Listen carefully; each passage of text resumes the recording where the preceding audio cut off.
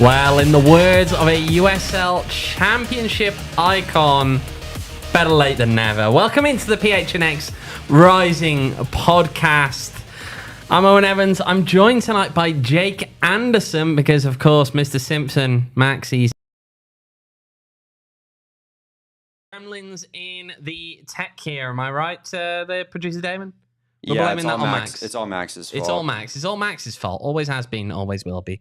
Sorry about that, Max, but this is kind of the truth. And here we are, Phoenix Rising coming off of a big win. Their first win of the season on Saturday, and they've got another big one around the corner. Now, Jake, let's kick straight in with this. Let's look straight back now at what happened last weekend as Phoenix Rising took on Oakland Roots. And what are your main takeaways from that one, Jake? I think it was the performance that was needed and should have been expected, honestly, against Oakland's B team, right? I mean, a lot of their guys were out on international duty, so you were playing a team that wouldn't necessarily be maybe half their starting 11. It was like 3, 4, 5, 6 players in there, and they dominated the match, but they didn't finish, obviously, and that's been the issue all year. They have 1 goal in 3 games. I believe they're the last team in the league to score their first goal. That's a good question. I can't answer it at the moment.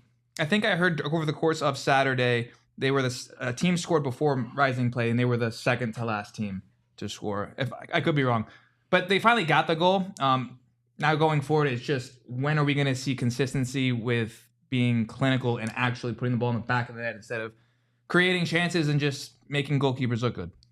Right, and that was the difference, right? When you compare it to Monterey Bay, Phoenix Rising, in this game at least, creating chances, finding ways to get the ball into dangerous areas.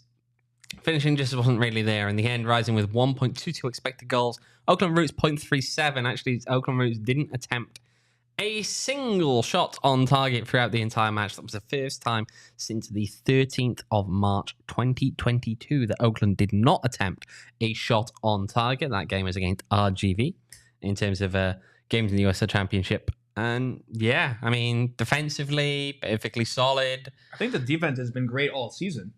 Yeah. The first goal was a deflection that no one can do anything about. And then the second goal is a self-inflicted mistake. Absolutely. Right? Like, you don't make a bad pass. Maybe it's just 0-0. You don't lose 1-0 in Monterey. Yeah. Yeah. I mean, it's... But at the same time, you look at it, right, it's a dominant performance, but what do you have to show for it in terms of goals? 1. And that's still a bit of a concern, isn't it, at this point, really? I will say, because I'm thinking back to, we've been here before to where it's the team looks good, but it has to be better. And then it's trust the process, right? And we went through this last year. But I will say, last year, do you remember, this team was conceding, right? Like, clean sheets were hard to come by. So I think, again, they've only had the 1 clean sheet, but it's not because they're just getting beat left and right. The first game is a deflection goal. Nothing you can do about that. Those are going to happen. That's football. Monterey, you make a mistake. We were talking before we started about Panos had a similar one last year, and I believe it was against Oakland, if I'm not mistaken, to where you literally just gave the other team the ball in your own box. Like, you're going to concede every time. So those are fixable mistakes. You just don't make them. It's not like there's a scheme or a system flaw. So there are some silver linings, although the start to this season is probably not what anyone would have hoped for. No, and that's the thing, right? I mean, again, look, I'll just pay attention to the chat here quite quickly. Great point by Michael bringing up, to makeshift defense so far this year. That's correct, right? And there's been some good news in today's press conference as well, that both John Stenberg and Alejandro Fuenmoy are back in training today. So John obviously is a little bit further along in the process than Ale is, but they are in the process of getting themselves back in and back able to play in the near future. But it's still, I mean, it's not been easy to do that with a guy who's never played professionally before in Pat Marboy, in someone who has come back from injury himself in Mo Traore, or you're getting a makeshift there in JP Skias, or you're finding ways to, incorporate as well Lawrence Wyke, who's a new player into this team, and finding ways to pull all that together. That's not been easy, but they've never looked like they're going into these games and that they'll concede a lot of goals. I mean, again, they've conceded 2 goals over 3 games. Okay, none of them more than 1 goal in a game. So they're staying in games. The issue's just up top, really, and it's about finding ways to convert. Now, I tell you what, we'll loop in our first bit of word from Danny Stone on this one, because I did ask him today about how, with the way this team has gone through this season so far, with just that 1 goal in 3 games, the fact that even in preseason they weren't exactly creating a lot. How long can you wait at the moment in terms of waiting for this to click versus having to look to bring in reinforcements? And here's what he had to say. We persevere with the players that we've got for as long as is needed, honestly. And I've said to the players that they have my belief and my confidence, and they know that. They've heard that. I hope they feel that as well. Not just me, but the entire staff. We believe in the players that we have, and while we obviously would hope to score more goals, and we've created a lot of chances this season in the 3 games so far, and I think one thing I would say is we've seen probably 2 very good goalkeeping performances from the opponents in the 2 home games that we've played, and we've faced players in those positions that have probably done their part in stopping us from scoring as well. So again, we don't stop believing here, and we don't stop working with the players that we have, of course, and whoever is on the field and whichever attacking threats we have on the field. And I keep saying this as well, it's not about one player, it's about a team collective mentality and quality to take chances and to score goals. And different games, chances will fall to different players, like as we've seen so far. And we don't lose any confidence in what we're doing here. We don't lose trust in the process that we're working through here, and we certainly don't lose belief in the players that we have here. We trust them.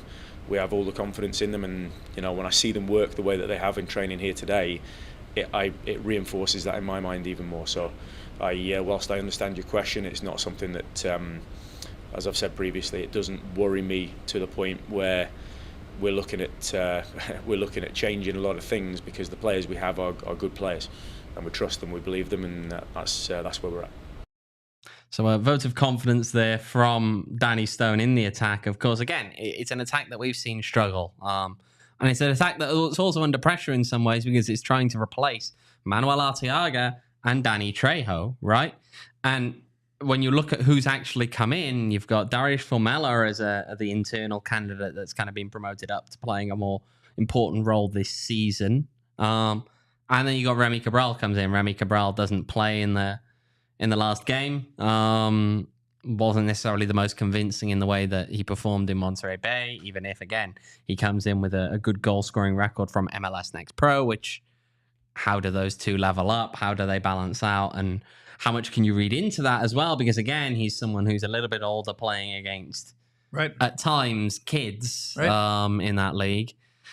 I still think that right now I understand where they're at in terms of they're trying to be patient and not try and show confidence and let these people step up. But I mean, there's got to be a point at some point in this season, doesn't there, where if they don't step up, you do have to seriously consider what are you bringing in, who are you bringing in, how are you going to find a way to boost that? Because just the way that they've been getting chances, or the way that that some of them have been finishing, to be honest, doesn't bode well necessarily for longer down the line. I agree. I like this point that Formella should have scored last game. How do we feel if he does score? That when Blanchett made a mistake, and there's been a few moments though like that. I feel like we had that in the opening game as well. Okay. Against Birmingham Legion, there was at least one where I believe Rito took the shot. It spilled back out. It comes to Formella, and Formella just kind of hits it straight back at the goalkeeper. And that's just one there that I've got. I mean,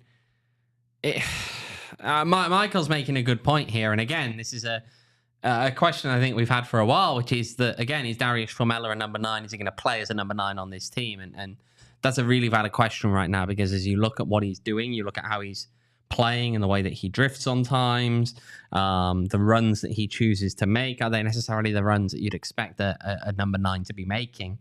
I wonder a little bit. And again, Rami Cabral, good enough player in his very specific way that he plays. Is that necessarily the right fit right now for what Rising are trying to do? I don't know. It's been a little bit here, right? I just feel as though, again, if you're Darius Formella, yeah, if he scores last game, does that change things? Maybe it does.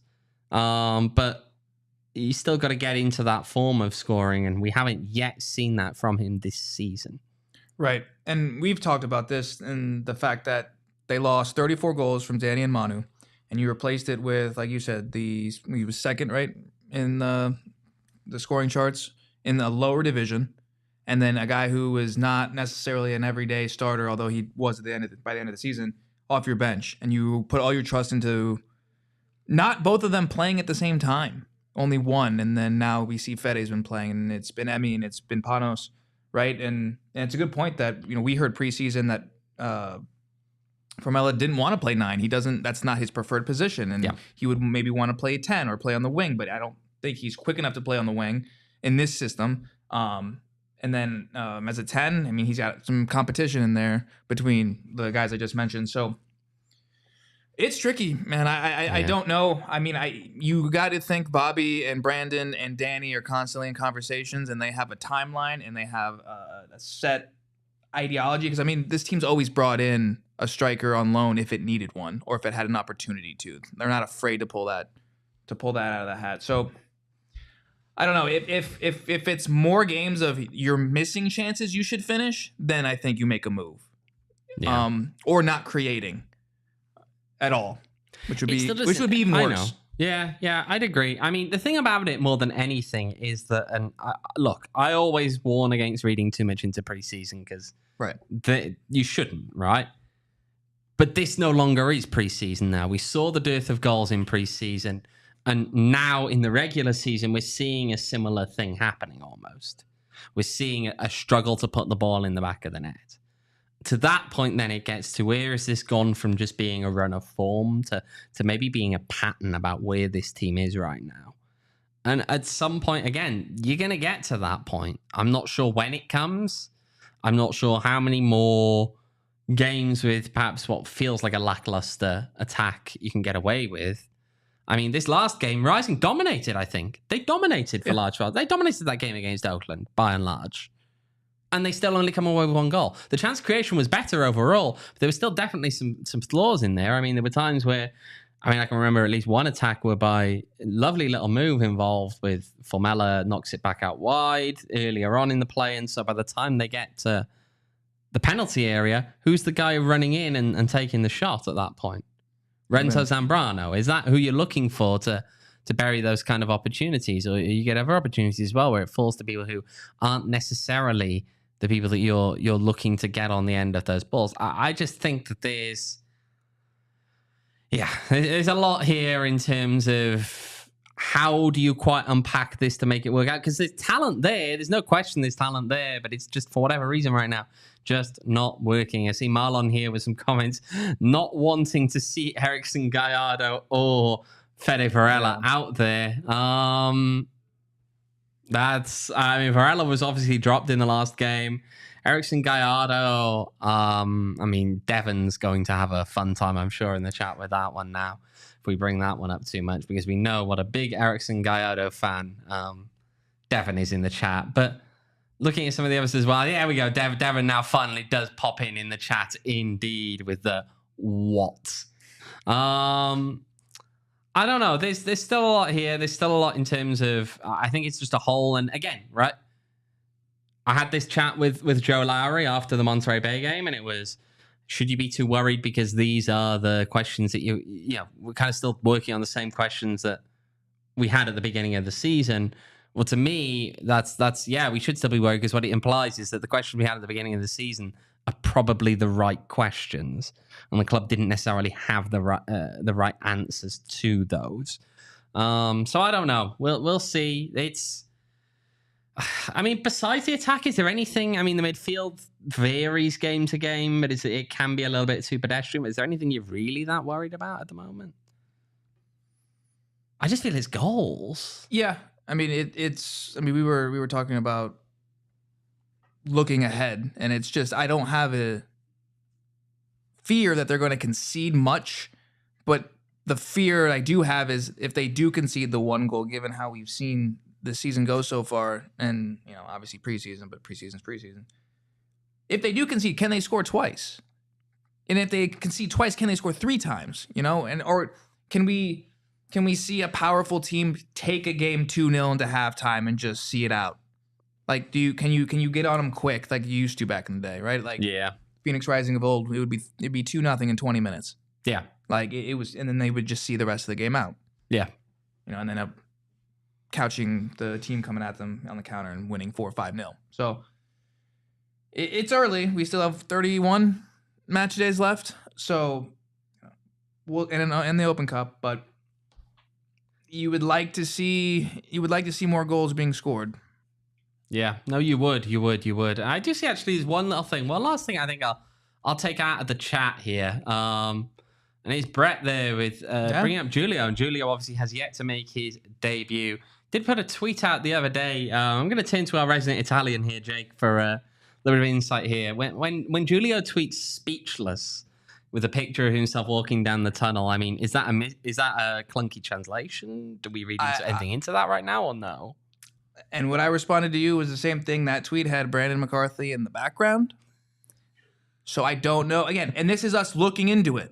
If we're on the looking into it side, Brandon McCarthy's in the background. We understand he hasn't played, right? He came here after they went over there to Torino with Juan, and obviously Juan's not here, so his situation is probably not the best or what he would have hoped for. If it's purely coincidental, maybe he's talking. It is a good picture.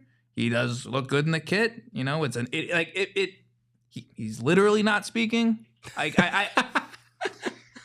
It's an interesting one, right? It depends how you want to look at it. I think what I'd say is this: if it's not meant in that way, then it's just an unfortunate tweet from a 19-year-old that maybe doesn't quite understand how that'll be interpreted from the outside. But it's a weird one because you feel as though Julio was brought in with a lot of hype around him, and presumably, look, at 19 years old, leaving Juventus's like youth setup and coming over to Phoenix, you were sold on something. And the question now, as you look at it, is what was he sold on? Because he's not playing, and I don't necessarily know if he'll get minutes in the near future or not. I'm struggling a little bit here in terms of what the club is looking for from him, because I don't know quite how he breaks in at the moment. Yeah, I don't either. It's gonna have to be one of them, either Renzo or Jose gets suspended or they get injured, and then Julio gets his opportunity and shows, hey, you're gonna have to earn your spot back. I mean at the moment, unless he can do that in training, I don't see another. How is he gonna get on the field? No, I know. That's the problem. I mean, he could play higher up the pitch. I mean, he could, if they really want. I mean, they are so deep in the midfield. It's a luxury that you have when you have so much depth, but it's also the problem you have is the man management of not everyone's going to be happy. And obviously, Julio wants to play. He didn't leave his home country for the first time to, like you said, sit the bench. We weren't in those meetings. We don't know what was actually said, but I'm with you. I'm sure he was told he would play or have a very good chance of playing. And obviously he's very disappointed that he's not. Yeah, indeed. Well, you know what? I just go back a little bit further in the chat about only just noticing that it's Jake on the screen. Oh, is it? It's Jake. You're here. I'm here. Yeah, it's not Max. Nice suit, by the way. Thanks. Nice. The vibes are just so much better when Jake's here instead of Max. The vibes are just so much better. Well, you know why? You know why Max isn't here? He's abandoned us. He's currently in an entirely different state. Did you know that? Mr. Vacations? Mr. Vacations. Did you know that Max's initials are PTO? Did you know that? Did you know that? Now that you're saying it, it's making a lot of sense. It does make a lot of sense, but he's abandoned the state of Arizona. He's not here at the moment. But you can appreciate the state of Arizona, and you can do so, of course, with our friends at Arizona Lottery, who introduced a new ticket and promotion called Arizona Adventure. There are 3 ways that you can play and win big. You can play Arizona Adventure lottery tickets featuring 3 iconic landscapes. That's Picacho Peak, Monument Valley, and Camelback Mountain. Those tickets have prizes up to $50,000.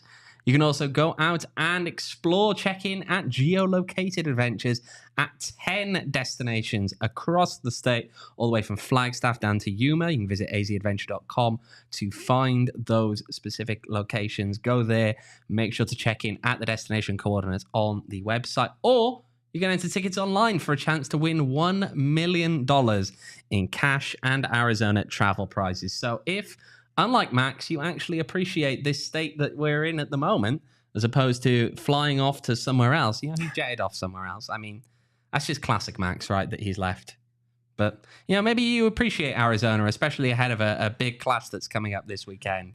The Arizona Lottery, it's not just about playing games and winning prizes. It is also about giving back to the state and its communities. So visit azadventure.com for more information on how you can take an adventure for a chance to win $1 million in cash and Arizona travel prizes. And, of course, if, like Max, you're kind of just feeling like getting on off out of here and maybe driving off somewhere, where are you going to fill up? Where are you going to fill up, Damon? Circle K. You're going to fill up at Circle K. Of course you're going to fill up at Circle K. And if you're going to go to Circle K and fill up, what are you going to do before you get there, Damon, if you haven't already done it? I'm going to get the Inner Circle app, and I'm also potentially maybe going to get some easy lottery tickets at the Circle K. You can do while you're there. You absolutely can. But you're definitely going to sign up for the Inner Circle program, because if you join the Inner Circle Rewards program, those first 5 fill-ups, you're going to save 25 cents per gallon. So that's especially with gas prices going back up again, that's a good saving. That's a good saving. Make sure to run the gas down low and get the money's worth out of that one. But head on over to Circle K, sign up for the Inner Circle program. You also get all kind of free goodies down the line as well. We're talking snacks, we're talking Polar Pops, all the good stuff from Circle K. And again, if you haven't yet signed up for the Inner Circle Rewards program, do so for free now by downloading the Circle K app today. Of course, terms and conditions apply at participation locations, and visit circlek.com for details. So, right, someone is going to be driving in this weekend. We're going to do things a little bit differently. We don't normally talk about the upcoming game on a Tuesday, but we're going to do things a bit differently for reasons that will become obvious later in the show. Someone is driving in on the weekend. Where are they coming from, Jake? The greatest civilization in the southwest of the United States, Albuquerque, New Mexico. What do we think about Albuquerque? Damon, you ever been to Albuquerque? I have. I've been there. What do we think? What do we think, boys? Let's just talk about Albuquerque as a place before we even get on to the weather the was team. nice. My thoughts on Albuquerque are, I'm from Tucson, and I think it's very comparable, and I think it's worse Tucson. I think that's genuinely what I think it is. They're like if Tucson was bad, it becomes Albuquerque. Their populations are extremely similar. Like, they're right next to each other on the populations list. They're almost essentially like, it's like if you picked one place and put it in the new place. But obviously, which New Mexico school is in Albuquerque? I don't know. New Mexico. Yes, University of New Mexico. Mm-hmm. Yeah. Stated down in Las Cruces. Yeah. Yes. Okay. But yeah, no, it's. Yeah, they're coming in from Albuquerque. They're still trying to flog those tickets, aren't they? The bus tickets. Because, as we know, apparently not enough people from New Mexico actually want to visit civilization, but... Is their bus still a garbage truck? It could be. Do you remember when they did that? That was fun. Damon, that may have been before your time. Their first season, they had like the garbage trucks from...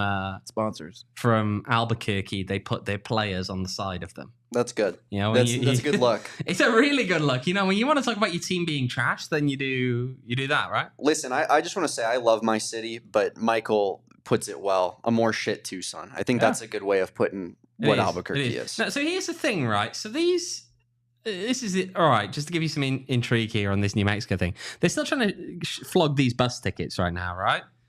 I swear I was able to buy up to 24 for like weeks. So I don't know if that is the max that you can do in one go, or if that's just all that's left. How much are they?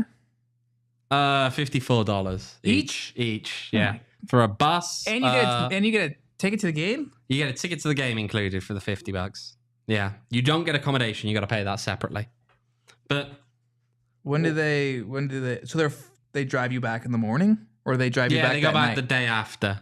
Ah. So they are staying overnight like in Chandler of all places, like if you believe. 8-hour drive, if I'm not mistaken. Yeah, but they get their breakfast, they get their pre-game fan party in Phoenix, and you know what's best? They get their nice little front office flag. Don't you love a nice little New Mexico front office provided flag? It's the icon, it's the staple.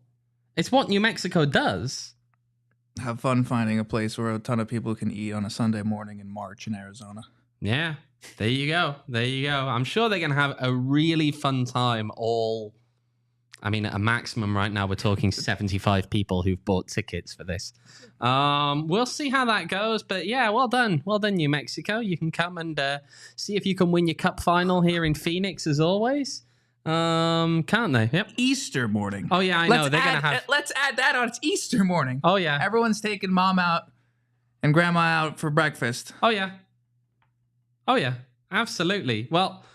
Good luck. Good luck. Enjoy yourselves. You'll have a great time, I'm sure, at your cup final, won't you, boys? Because we know that you never make it to a game where you play for an actual trophy and have yet to do so in their history so far. But it's okay because they have little history hats. They have history hats? Yeah, they did that in their first season. Do you remember that? They made hats. It just said history on it. Oh, I get it, but... It's okay. Yeah. But look, if we look at New Mexico, all right, let's start with the player that everyone knows here, and Greg Hurst. Greg Hurst. What do we make of Greg Hurst? I take Greg on this team right now. I'm not going to argue with you. I would love to have him back. We know he's capable. I don't necessarily know if he has the parts around him to provide him service, but give him the ball. But he's definitely capable. He's going to be the focal point, I think, of the team. He is. I mean, he's already found his goal so far to start the season off. Picked up a goal in their opening win against Pittsburgh. Again, what happened to Pittsburgh? I'm sorry. Oh, they fell off a cliff.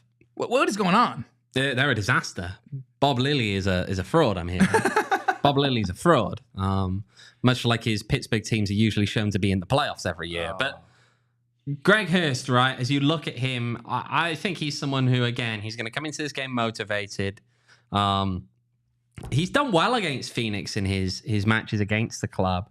When you look at last year with a goal in the Open Cup game, he won a penalty in the last match that was here back in October. I think that he'll be someone who'll be up for this game. If New Mexico want to get a result, they're going to need him to show up.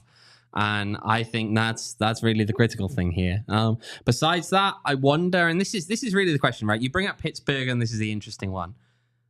New Mexico come out against Pittsburgh and dominate that match. They completely boss it. Since then, a draw against Rhode Island and a battering, absolute battering by Charleston Battery last weekend. Did we overrate New Mexico as a result of that opening week match? And was it maybe the fact that we were expecting more from Pittsburgh and so thought that New Mexico were better than they actually are? And now as we see Pittsburgh drop off and New Mexico drop off from there, we see that actually New Mexico are probably that kind of middle of the road. Will they make it? Will they not kind of team that they often are? It's interesting that their two opponents, or all three of their opponents, have so far been in the Eastern Conference. In, like you said, Pittsburgh, Rhode Island, and then Charleston. My point I'm trying to get at is the cross country travel, and especially in USL when most away teams typically don't pick up results. It happens now and again. I'm wondering how much of an effect that has. I mean, I assume they're going to drive here. I mean, I won't speak for New Mexico. I don't know if they're going to fly or drive here, but they have the option to drive, obviously.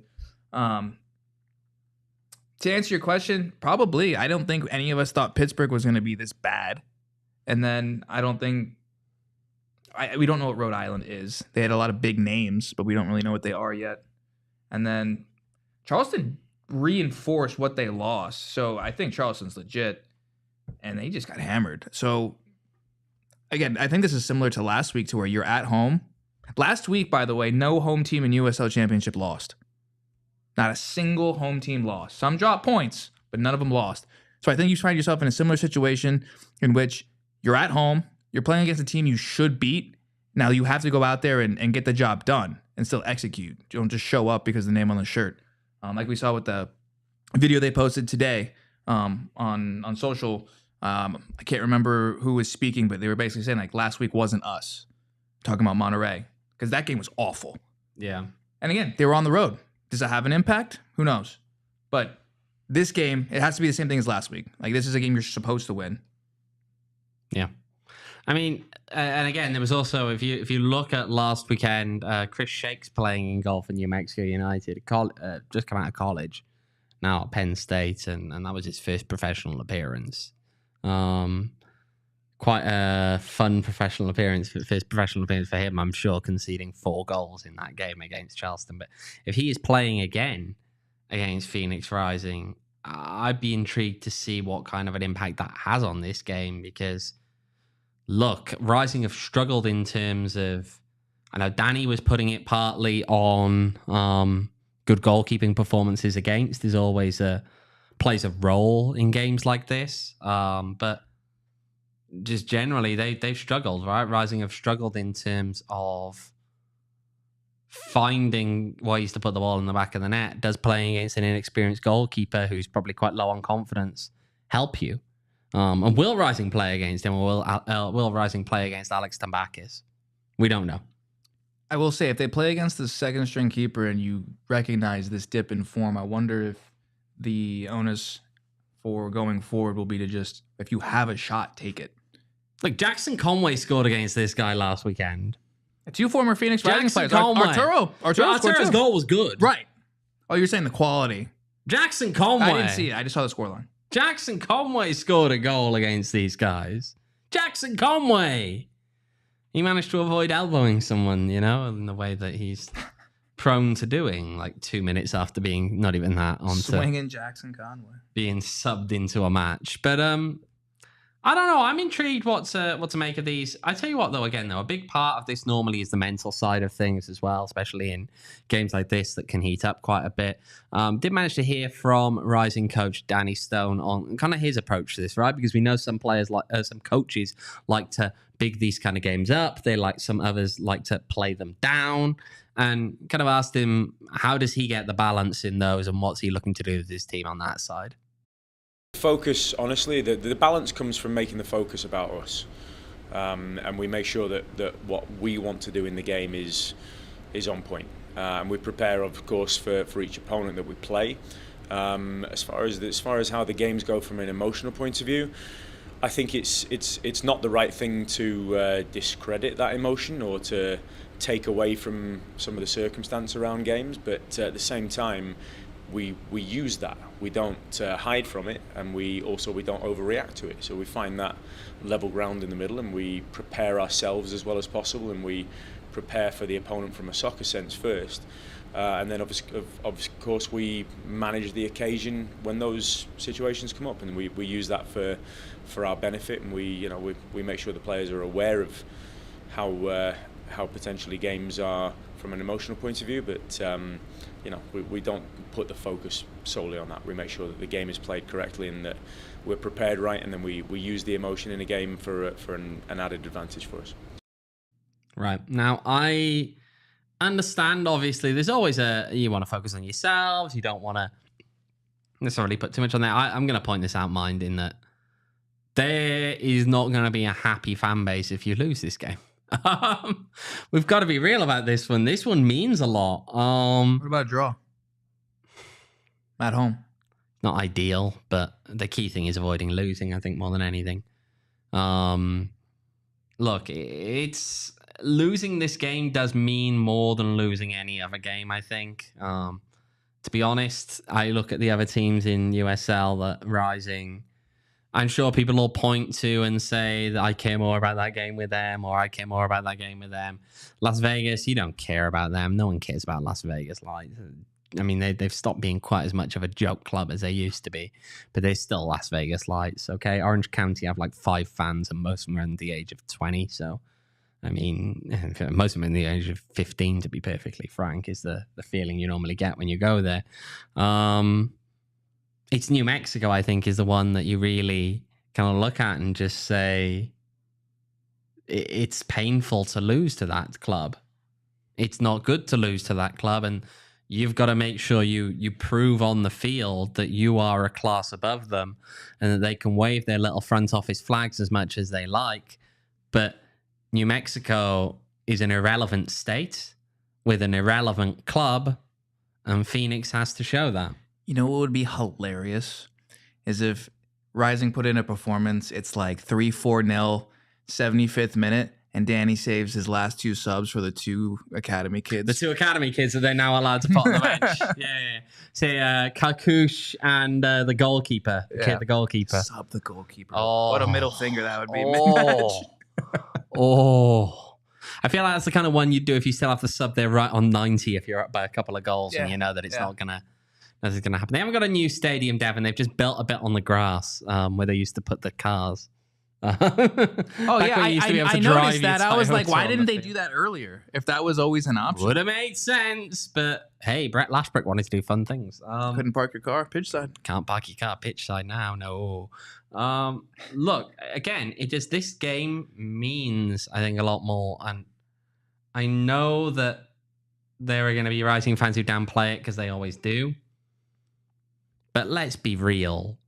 If you want to call it a rivalry or not, you do whatever you like. There is a real hatred of that club.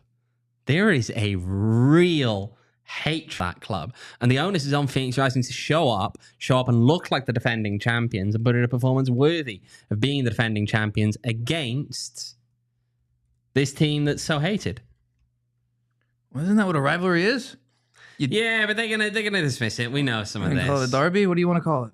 No, I mean, Michael, right here. So here we go again. Michael kind of goes with this. And you're not wrong. I'm not arguing that, but you got to show these people that.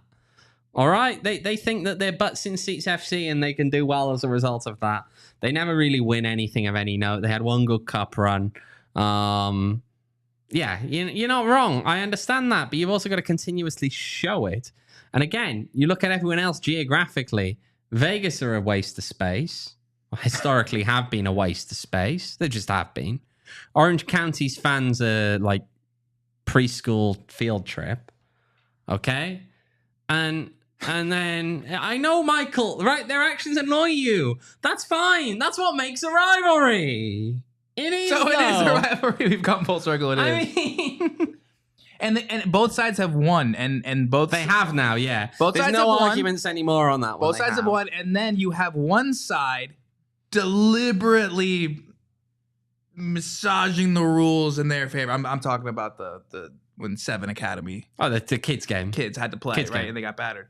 And then they ended up rescheduling on the same weekend that Rising initially offered when this whole thing happened. Like they could have done a different time and actually played real Rising's team.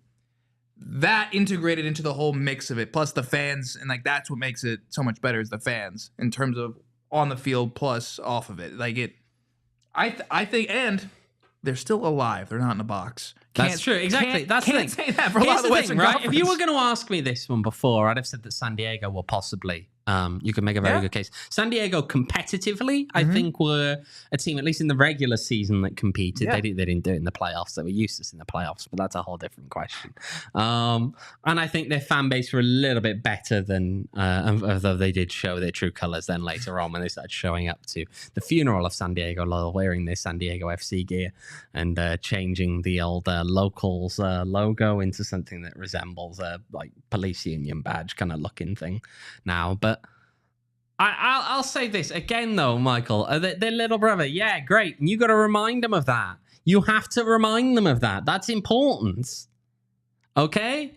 You know, you can't. They should just point to the star. This. Yeah, you can't downplay this. You've got to remind them of that, and remind them of that by absolutely battering them on the field. That's how this works. Again, they. We've never given any of these matchups names. No, but they don't need names, really. Those things develop over time. It doesn't need to I thought San Diego was going to have one, and then we saw what happened to them. But look, San Diego, Fresno. When MLS goes to Vegas, lights is done. Unless they relocate, lights is done. Yeah. Yeah. Like Michael's still arguing now in the chat about how their fan base are garbage no matter the numbers. Yeah, their numbers are substantially bigger than OC. That's kind of the point. They are. They're not drawing a couple of thousand. They're drawing 10,000 to these games. Because who plays there? There's nothing. There's nothing else to do in Albuquerque, right? It's a desolate place full of miserable people. The baseball stadium they play in is their stadium? It's the baseball stadium. I know, but like, what I'm saying is who plays there in the baseball stadium? It's the Albuquerque Isotopes, isn't it? AAA team. Okay, so you have AAA baseball, you have USL Championship, you have college sports. Is that it? Yeah, that's it. Yeah, I mean, they don't even have cell signal. It's Albuquerque. It's a desolate place, okay? That place is miserable. The amount of times I've been stood outside waiting for no free ads, insert rideshare app here, outside that stadium, because I just can't get cell signal, apparently, in that city. I'm asking the chat a question. Is anyone in the chat right now, were you present for the Joey Calistri clincher game? What about the away? What about the away game in yeah? That's what I'm saying. When they equalized late, and then Joey did the diving Michael was celebration. there, and he's going to act all like, no, it wasn't anything. Well, Michael, get your New Mexico scarf off, mate. Okay, we all remember that one. All right. Just again, I'm sorry. It's to me. You look back at game. When you Santi knocked you out of the Open Cup and then came to you later, and then went back there. Right, I know that kind of stuff is important. Snip, snap. No, but that's the point of the rivalry. You shared players. You beat each other in cup competition in regular season. You've hammered each other. You've borderline cheated to win, like openly. Like it's. I think it's. Yeah, see, Michael, it's not a rivalry, but you got kicked out of that ground twice. All right, you got kicked out of that stadium twice in one night. Don't tell me this stuff now. There is a hatred there. I'm sorry, there is a hatred there, and this game needs to be approached in that manner. I hope the crowd turns up. I hope the crowd do too. But not the New Mexican crowd who appear not to be showing up very much. You know, maybe they like their miserable, squalid existence in Albuquerque. I mean, maybe they like that place. It's pretty miserable, but hey, you know. And if you too may one of these days have to go to Albuquerque, you might want to swing by Valley Taproom before if you're flying, of course. Don't go there and drive. But if you're flying there, you may want to go Valley Taproom, get a few drinks in, and not realize that's true. You could do. You may want to do that and not realize quite how miserable Albuquerque is, because Valley Taproom is a very, very nice place by comparison. They've got a lot of beers on, 30 different taps. Anything that you particularly like drinking, you're probably going to find something there that's pretty good. Always have a good time when we go down there. They've now got 2 locations as well. That's the important bit. They're also in Queen Creek as well as Gilbert. So if you're looking for a place to go and enjoy a few beers, say this weekend, maybe on Sunday after a big Rising victory, and you want to have a nice chill afternoon with a couple of beers, or they've also got wines, they've got ciders, all kinds of stuff there, and they've got some bar food as well available for you. Head on over to Valley Taproom. Have a great time there. You can check them out on socials at Valley Taproom. And of course, as well, if you're looking for beers, can't go wrong with a good Four Peaks beer, can you, Damon? Now, Damon, has he brought the Bad Birdie in yet? Has Max brought the Bad Birdie Juicy Golden Ale in? No, he hasn't. No, he hasn't. He fails on this every single time. Have you managed to get any yet? No, I'm waiting for Max. You're waiting for Max. He's such a disappointment, isn't he? It's like, dude, what are you doing? Like, I thought you were the ad guy. You're not going to get me. Man. You're not going to get me. He's got it tattooed on him. He's ad man. My Four Peaks Bad Birdie Juicy Golden Lager. What the hell, man? Golden Ale is beautiful. I've had it. It's really nice. It's great. But unfortunately, Max won't share the love with the people. You said better here. than WoW. I know. I went to the 8th Street pub recently, and I could have been drinking the WoW. And instead, I ordered the Bad Birdie Juicy Golden Ale because it is that good. It is. I'm going to miss it. If this is a seasonal beer and this is gone soon, I'm going to miss it. All right? Go and get some. It's really good. They sell it in cans. You can pick that up at your nearby unnamed grocery store, no free ads. You can find it at, of course, their 8th Street pub. And yeah, you might as well go check it out. Have a great time there. Always good food, good drink. Always a good time at the 8th Street pub. You can visit 4peaks.com/locator to find all your favorite beers and events. Check out 4 Peaks Brew or 4 Peaks Pub on social media to keep up with the latest at Arizona's hometown brewery. And of course, you must be 21 or older to drink 4 Peaks, and please enjoy responsibly. Right, you know what we didn't do as we look to this weekend? We didn't take score predictions, and we're going to do that now because, again, we've got an announcement coming up for Thursday. Let's take score predictions now. Jake, what's it going to be? 2-0. 2-0 to Phoenix Rising. Just like the U.S. over Mexico this weekend. Ooh. Okay. Damon, I'm gonna turn to you for a score prediction, my man. And chat, hop in with yours as well. I'm gonna go another 1-0. 1-0 Rising. Struggling in attack. You know, maybe we just need one. That's all we need. Don't show up all game. 95th minute winner. Send the place nuts. Yeah? Absolutely. Send New Mexico home crying. Limbs. We love it. Limbs. Reese, be original. Yeah, Reese be original. Reese saying 2-0. Michael saying 2-0. Lots of people feeling 2-0 here. I'm gonna go. To the judge, Reese. I'm going to go with, you know what I'm going to say? We've said this a little bit here. More people in here, 2-1, 3-0. Lots of people saying good stuff for Rising. Marlon saying please just score and have a goal. Mr. Doom and Gloom. I think when this team gets its goal, if they get one early enough, things will click into place. I don't know if it'll click into place long term, but for the game, they will click into place. I'm going to go 3-1 Phoenix Rising. 3-1 to Phoenix Rising. And much like Michael's saying, I will agree that Greg Hurst will score that one goal for them. So Rising, wow, you know what? 0-0. Last time that Greg came here, I told him before the game, I was like, I hope you get a hat trick and you lose. I'll give him a good laugh. I told him that before the game. But I don't know. Panos hat trick. We got in there 2-0 good guys. Phoenix Rising golden boot leader. Phoenix Rising golden Panos boot leader. Panos Amanakis. Speaking of which, go vote for him for a goal of the week. Yeah, I'm not sure how much longer that's up for at the moment, but I will look right now. How's he doing at the moment? Is he last I looked? He was winning. Here we go. Not by much, but he was winning. He is. Show us the results. I'm gonna vote again. Still winning. 34%. Still winning. He's 4%, 4 percentage points clear. Is this the official vote? It is at the moment. Okay. Let's see. But go and vote for Panos if you haven't done so already. Meanwhile, you know what? It's been great having Jake here today. It's been great talking about the New Mexico game because, of course, we don't have time to properly preview it on Thursday because on Thursday, we're going to be going at a slightly different time and we're going to have a slightly different guest. PHX Rising podcast on Thursday will be going at 2 p.m. and we're going to have a special guest here in the studio, none other than Phoenix Rising assistant coach, Mr. Darnell King.